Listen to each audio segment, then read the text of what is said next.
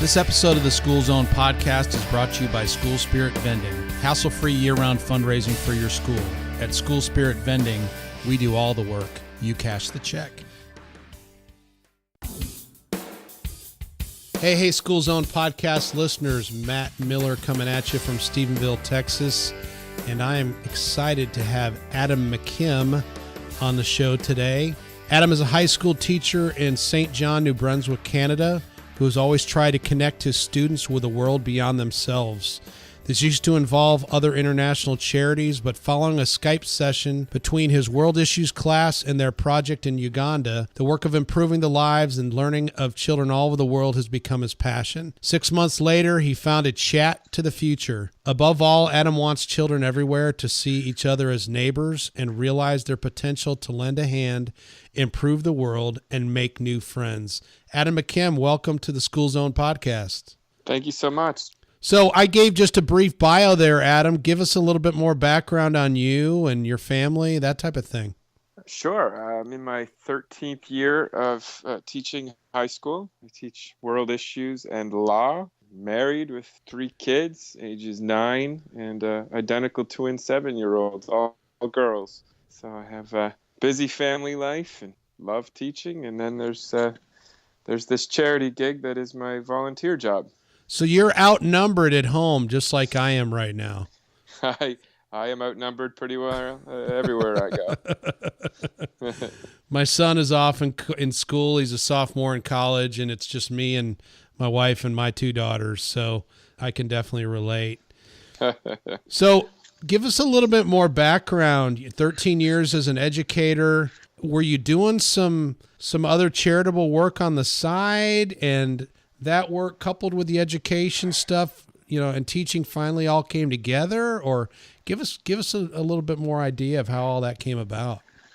Well, I've sponsored children before, between, World Vision or something like that at home. And at school with World Issues, you encounter things that make you say, geez, I think we should probably do something here. And for years that involved buying a goat or helping to put in a well through, the big charities. This one year, I had an acquaintance of mine coming back from Uganda, of all places, and we were doing a unit on Africa, and I said, well, come on in, talk to my students. And he really motivated the room, and he had a story about a project that was existing there, and these beautiful paper beads that he'd brought in this big garbage bag. And my students wanted to sell them and help out, and that's exactly what we did. Wow. And how long ago was this? This was 6 years ago. And the neat thing was, as we would send some money over, we would get pictures back, what they were spending the money on, a cow, a building. It was shocking what could be done with so little money. And one day, the guy on the other side said, why don't we do a Skype session? And I remember thinking, well, that's not going to work. I had never used Skype before. This is a rural Ugandan community. I did not even tell my students that it would be a possibility. But lo and behold, when the day came, the green light came on and clicked it. There they were, the kids that we'd started to get to know a little bit because of the photographs, the stories. There they were on screen. So they start singing to us, and a few eyes in the room are teared up. And then there's just awkward silence when they were finished. And I looked out at my students and I said, guys, we need to sing something right now. And it's a sad state of affairs in the world of music because all we knew was our national anthem. And so we sang "O Canada," which was the first time they'd heard that. So that was powerful. And then they sang and danced. And then we were really stuck because there was only one other song we all knew. We sang "Happy Birthday." And at the end of it, we all agreed it was the most powerful experience we'd ever had in the classroom. Connected to the learning we had been doing, I could tell you it launched new learnings after that. And we really set out to do what I think any teacher would do when something cool happens in their room. You share it. And so that's what happened. And now we have 50 schools across North America that connect to a little rented home in Uganda where we take care of some kids and make sure they go to school, and they Skype 3 hours a week back to our 50 schools. So it's essentially one village in Uganda and then these 50 schools here in North America, correct? Well, we are actually smaller than that in Uganda. It's a family. We've had go through our doors 24 kids over the years. We provide the supports and make sure that they get to go to school. We have learned far more on our side, students from kindergarten straight through to grade 12, than I think the kids in Uganda have learned at their schools. Let's talk a little bit because I know me. I just a little background. I'm actually on the board of directors of a organization here in the U.S. called Kids Across Cultures, and Okay. we do a bunch of work internationally as well. Most of our work is in China currently, and we've talked about doing something similar to this previously, but the time zone was the biggest factor as far as that difference. But then we, just always seemed like there was a bunch of other potential issues to where we never decided, at least up to this point in time, to do anything along these lines. So how do you resolve that? How do you manage if you're essentially working in one family's home over there? I mean, are they literally having similar conversations with all these different schools, or are you rotating people through that house there, or how does all that work? That's a great question, and people often don't ask that question. I think it pops into their head, and then they're too shy to ask it. So I'm really glad you did. So it's essentially we've built a family of orphans, and they have long days. They're off to school at 7. They're back from school around 4, and only 3 days a week will they Skype for up to an hour. We usually don't fill the schedule, but we're very cognizant of their time. As for the similarity between the sessions, it's amazing what kids come up with. We've had an elementary school in Halifax, Nova Scotia, take a tablet computer outside and build a snowman with them. We've had schools show off their talents of judo or yoga. We had an organization in the States called Sharks for Kids demonstrate what a shark was. So in a lot of ways, it's almost their version of television, this window to the larger world that they didn't have before. And the only idea is that you just have fun during these sessions and ask questions, break down stereotypes, bust up some myths about Africa that are still prevalent and we feel so damaging, so that these kids can see that they're on the other side of the world. They're kids just like them, trying to get an education, who will laugh when they put a sticker on their head, and who love to see, these kids all over the world that have different things to show them. So it's been an exchange of cultures, and it's been quite an adventure. So share a little bit about vision with us, Adam. You've been doing this for a number of years. Where are you heading in the next 5-10 years with this? In the fall of this year, our partners in Uganda officially became a registered charity themselves. It was a process that took 4 years of red tape and criminal record checks. I had to go there myself to sign some paperwork. And what that means is they can actually now operate in the community. So the orphanage model is not the preferred model in the international development community, but sometimes it's all there is. So we've operated within that. Some of our kids actually will be returning to the aunt's house, the grandmother's house, but we will be able to support them remotely now that we are a registered organization. We foresee a future where we will be able to help some more kids attend school, expand the Skype relationship into different schools in Uganda so that it's a classroom to classroom experience versus a family after school connecting to our kids. It's early days in that new process, but we're very excited about it. Now, at the end of the day, we're a very small organization, but connecting kids in a meaningful way has really been an exciting journey for us. Now, have you been able to, you said you've gotten a chance to travel over there. Have you, or have there been any opportunities up to this point in time where kids from the classrooms in North America have been able to go over and meet face to face to maybe help with development projects or anything like that in the area at this point? We had one student who graduated from high school and then went over with a couple of adults. something that she paid her own way for through the long hours of work, not fundraising. At the risk of using the word volunteerism, it's not our model. It's an acceptable model for others, but for us, it's more about the classroom experience and the educational resources that we bring to bear for the classroom than it has been about travel. Because there could be some issues there when people are constantly visiting from elsewhere. What development skills can they bring? If you give me an electrician that could rewire the home, great. It's not been our model. Gotcha. Very, very cool.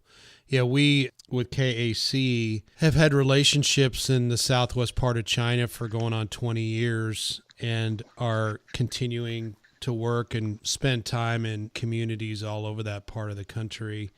One of the things that we've worked on is providing clean water with water filters and partnering with communities to do things like that as well. And good for you. Anyway, that's fantastic. It's amazing. 20 years? Well, not me personally, but our organization has been doing this for 20 years. We've realized that, like you said, it's about relationship. Yes. Is ultimately what's the most important thing. And in many cases, we do damage and things end up being worse if we just come in and, like you said, what'd you call it, a venture? Volunteerism. Yeah, volunteerism. We come in and kind of fill that square in our mind and think that we've done an incredible job. And actually, we've created more problems along the way. I never forget, I think it was a TED Talk, and I don't remember who the speaker was, but he was talking about some work that he had been a part of in Africa and some of the things they had learned along the way. And he shares this story about how they had gone in and they wanted to help this village to plant certain crops, and they were excited about, the soil and this and that, and everything was just perfect. And the villagers kept telling them essentially, no, but they were so committed in their mind to doing what they had set out to do that they did it anyway. Well, not realizing that there was a certain time of year right before the crop would be harvested when the migration of the rhinos in that part of the country came through. And the path of the rhinos was right where all the fields were planted. Wow. So great idea, but obviously didn't work out well and very, very misplaced. And we can sometimes think that we know better when it's oftentimes better to leave things alone, Yeah, in some cases, and it depends on how you do it. And I'll say something somewhat controversial. When someone flies over and stacking bricks upon bricks is their contribution, that's great. And that person has no doubt an enormous heart. But the amount of money that perhaps was fundraised to make that trip, the difference $3,000 can make. And you can send a child to school for a year for a tenth of that. And so that's one of the things we discuss with our classrooms, because many of them, their first question will be, can we send school supplies? And it's very heartfelt. And I'm always touched by that suggestion. But in reality, the money it costs to ship over those school supplies is significant. And instead, if you buy the school supplies from a local Ugandan merchant, not only is it cheaper, but whoever owns the school supply store in Uganda can send their kid to school too. So the sending of money can do an awful lot of good, especially if it's done carefully. So Adam, let's take a short break. And when we come back, I want to have you talk a little bit more about what type of school you're looking to partner with and some of those types of things. Excellent.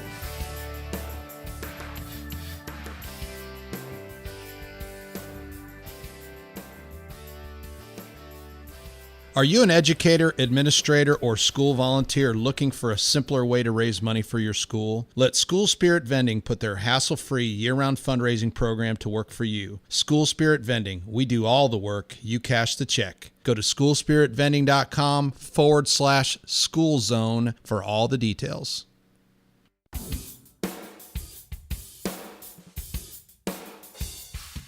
All right, we're back with Adam McKim of Chat to the Future.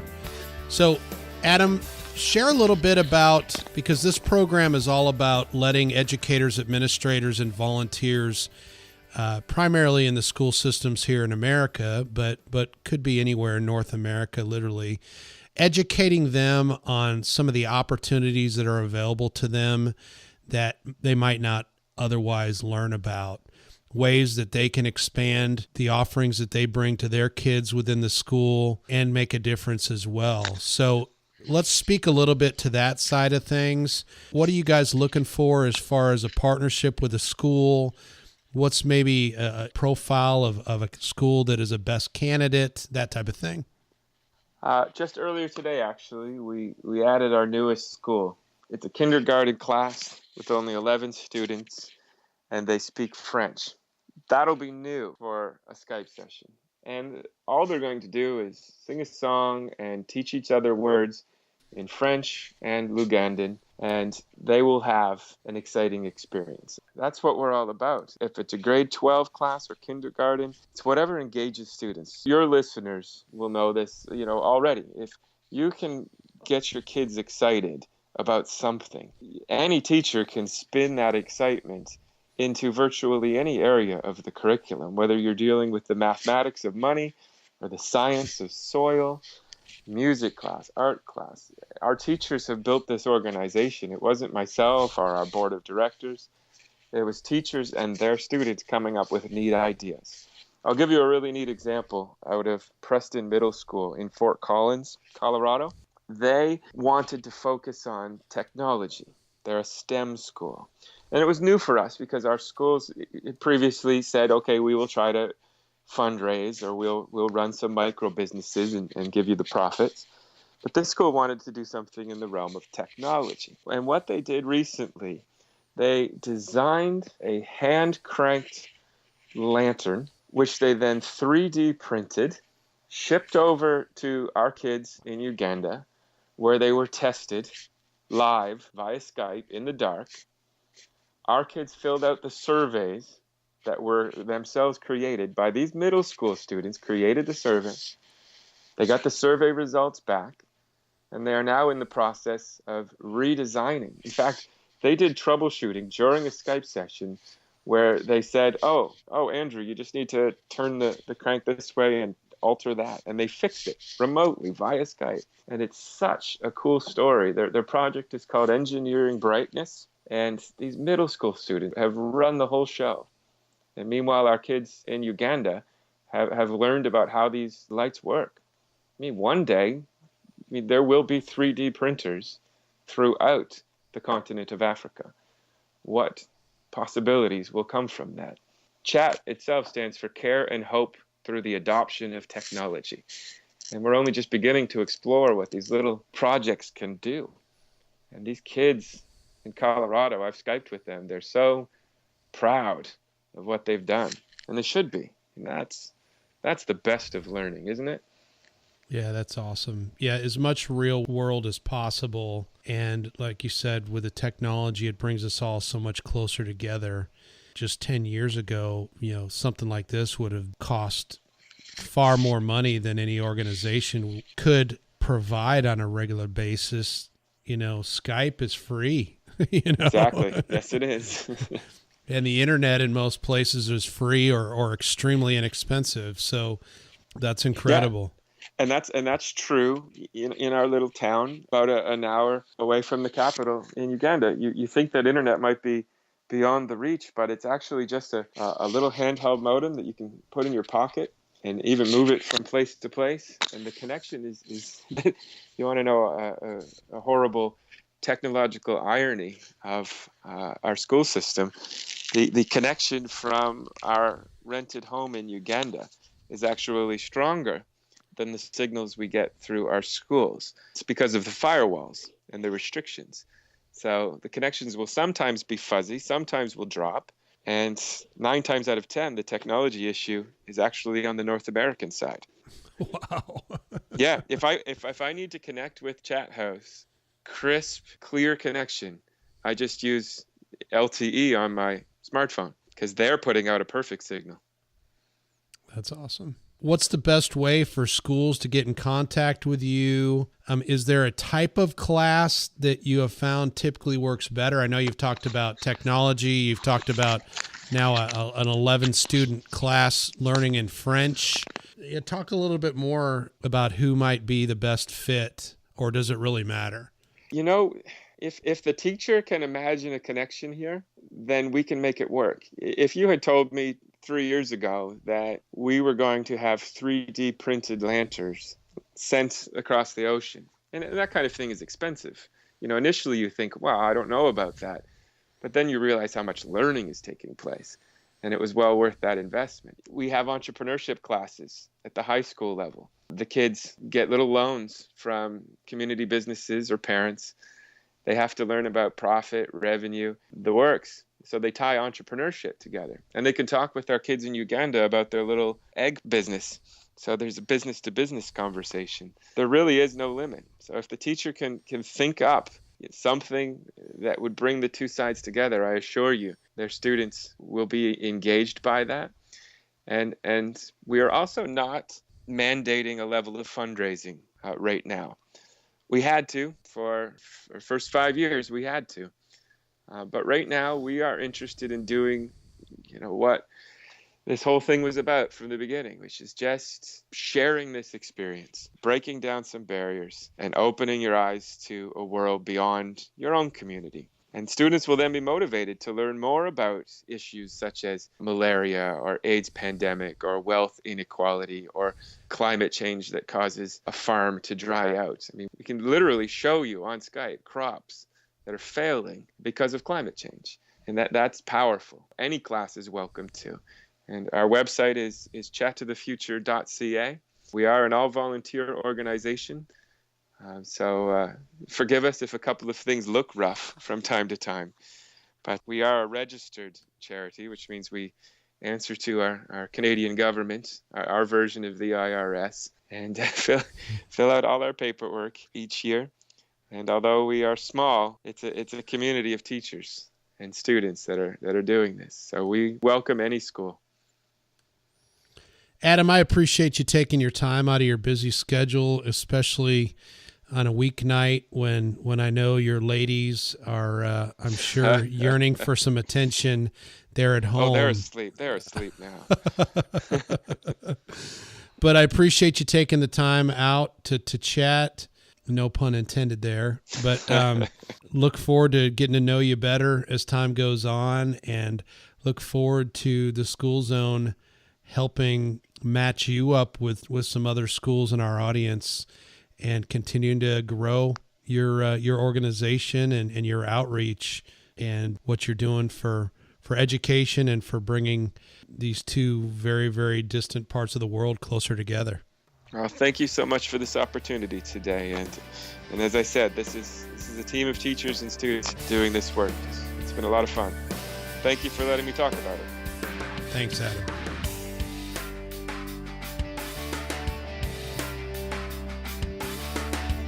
This episode of the School Zone podcast is brought to you by School Spirit Vending, hassle-free year-round fundraising for your school.